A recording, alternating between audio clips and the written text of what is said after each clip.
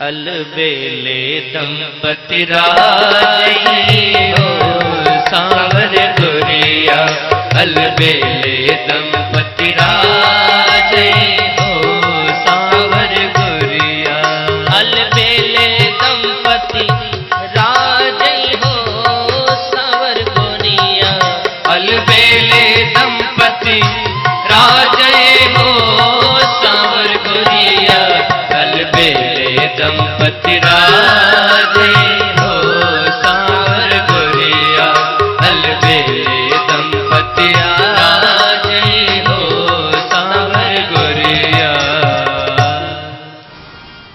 अपने बड़े महाराज जी सदगुरुदेव प्रातः स्मरणीय पूज्य श्री सदगुरुदेव श्री झुंझुनिया बाबा जी महाराज संगीतज्ञ तो नहीं थे लेकिन संत थे, और जब प्रेम से भगवान नाम का संकीर्तन करते थे ना तो सुनने वालों का हृदय रोमांचित हो जाता था, शरीर रोमांचित हो जाता था, हृदय प्रफुल्लित हो जाता था, क्योंकि वो संत राग से नहीं बल्कि अनुराग से गाते हैं, और जहां अनुराग होगा राग का निर्माण तो स्वयं हो जाता है।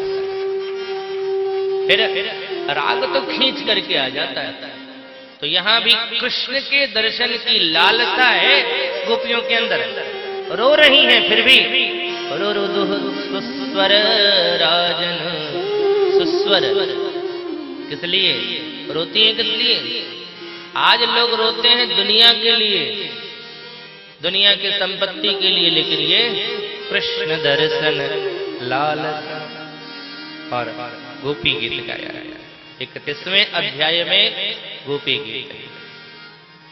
आज भी संतों की दिव्य भावना है कि जो गोपी गीत का निरंतर प्रेम से पाठ करते हैं, गोपी भाव में डूब करके, उनको इसी जन्म में कन्हैया का दर्शन प्राप्त हो जाता है। आइए, वैसे तो बहुत लंबा है गोपी गीत, 19 श्लोकों का, लेकिन हम कुछ ही श्लोकों का दर्शन कर लेते हैं।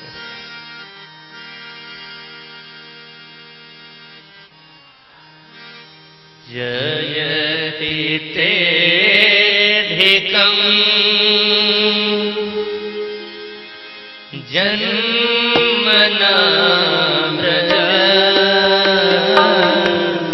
श्रयते इन्दिरा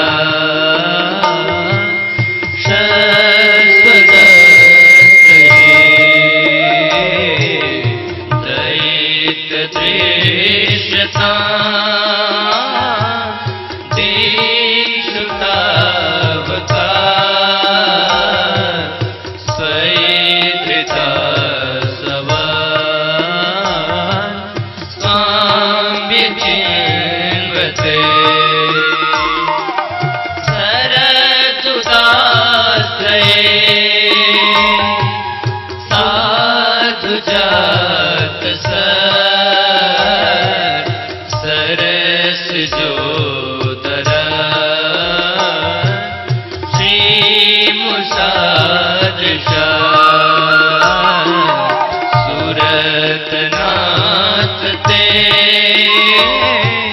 शुल्क दास का वरद विघ्न तो नेह किं बदल न खलु गोपिका नंदनो भवान अखिल देहिना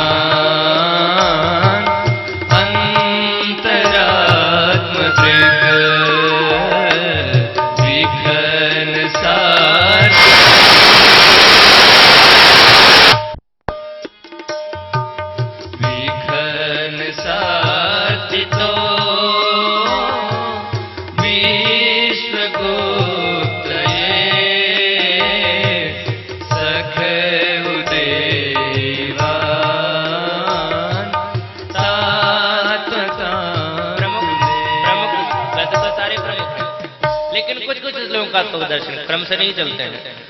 प्रणत देहिना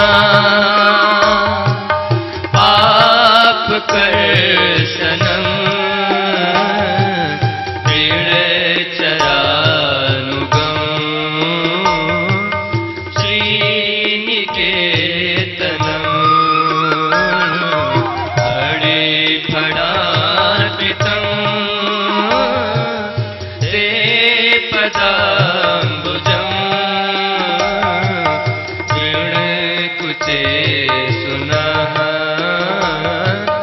नींद है चयम तव कथामृतम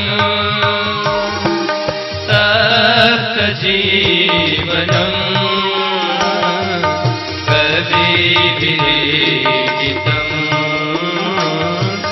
कल्मषापहम्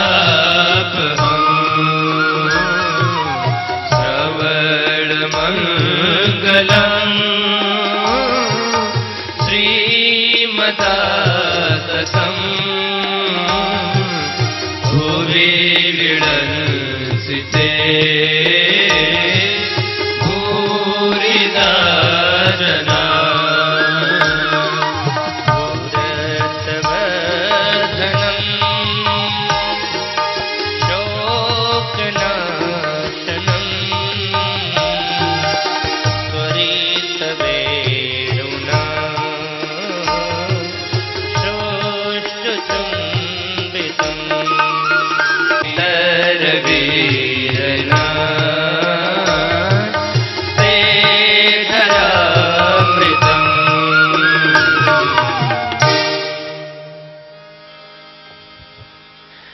इति गोप्यः प्रगायन्त्यः प्लपन्त्यश्च चीत्रधा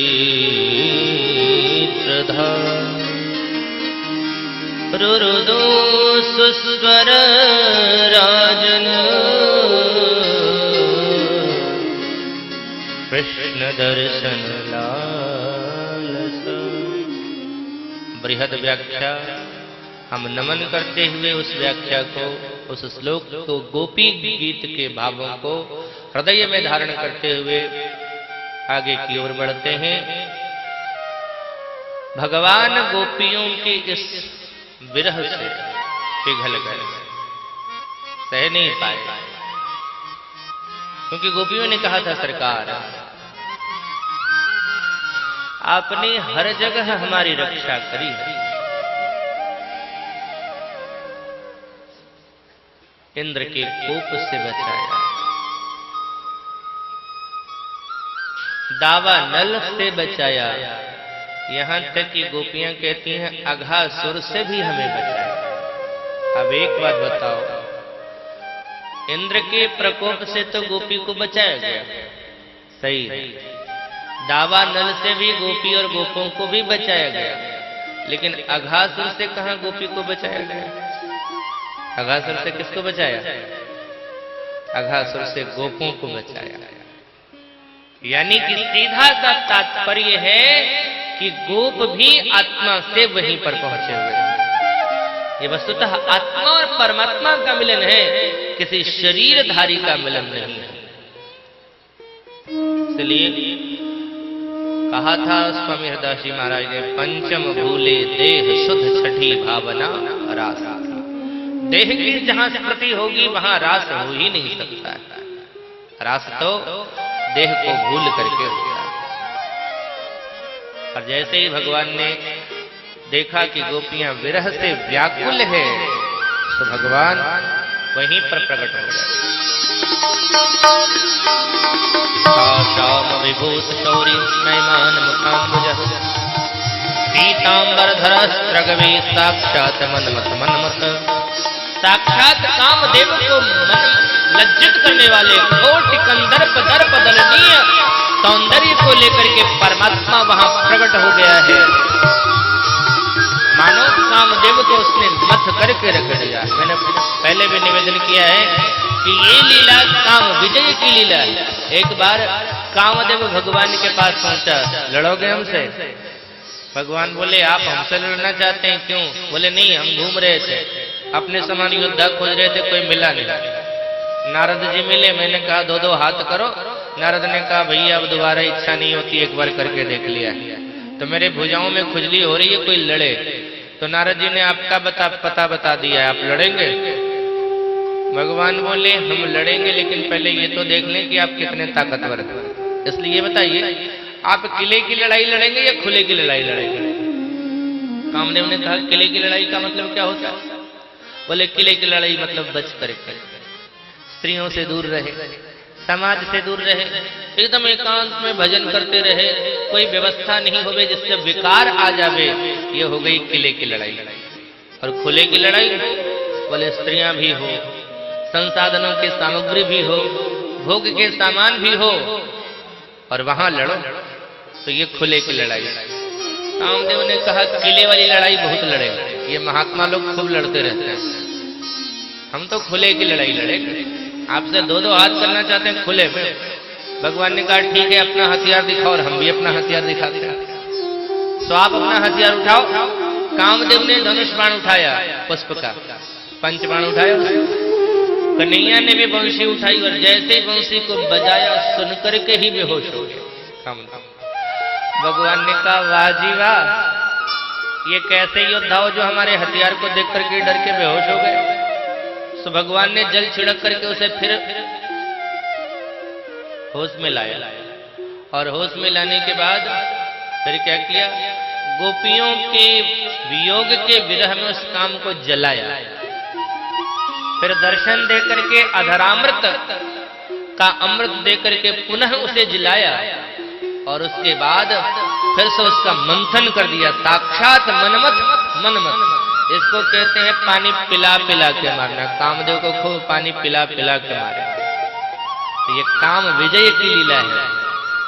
और इतना मथा उसका ना, इतना मंथन किया उसका कि बाद में बेटा बन करके आ गया।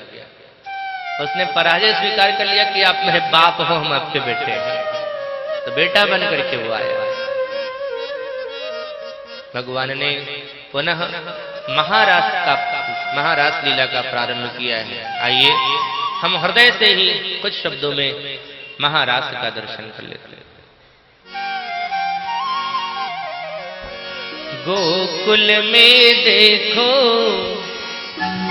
वृंदावन में देखो रे, मुरली वाले रे, श्याम संग राधा नाचे रे, श्याम संग राधा नाचे रे।